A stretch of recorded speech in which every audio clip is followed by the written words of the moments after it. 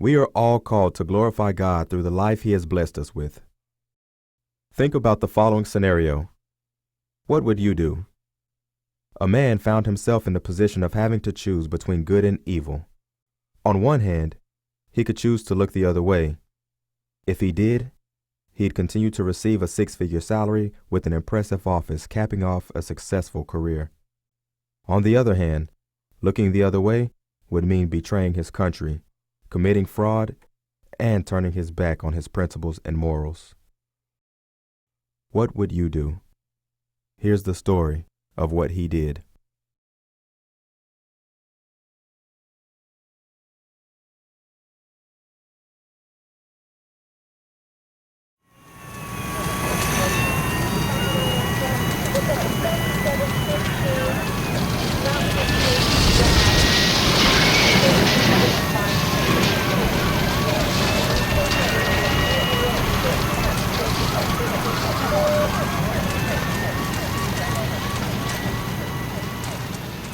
Percival was an executive with U.S. Investigation Services, a company contracted to do national security background checks for those applying for federal positions or needing security clearances.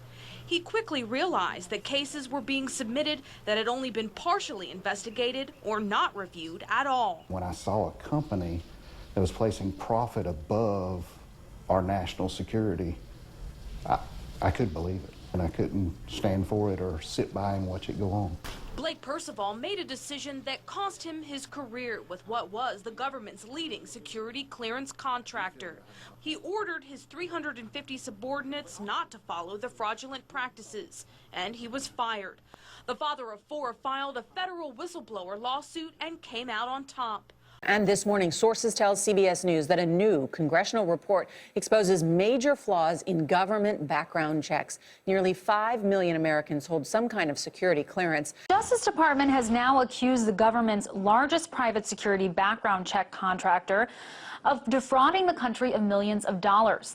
Over 90% of the background investigations for both government employees and contractors are conducted by the Office of Personnel Management, including all background investigations for members of the military and Defense Department, civilian, and contractors. USIS is the single biggest contractor that performs background investigations for the Office of Personnel Management, completing more than the government or any other contractor. In the wake of continued releases by whistleblower Edward Snowden, federal prosecutors and the FBI suspect that the firm hired to clear Snowden, USIS, may have blundered his background check by cutting corners. The complaint charges that the company used its close ties with the federal government to conceal its practice of flushing or dumping background checks. Now, USIS also has a contract to provide support to the Office of Personnel Management in managing and overseeing investigations,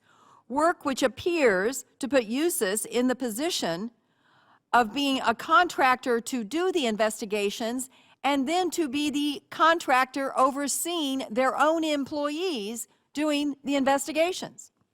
In other words, USIS was checking its own work. Now, the company has a $200 million contract with the U.S. government to conduct and review background checks, a contract it could lose if a federal investigation finds the company rushed background checks. Senator Claire McCaskill says if that's true, the government should yank the company's contract, issuing this statement to Fox.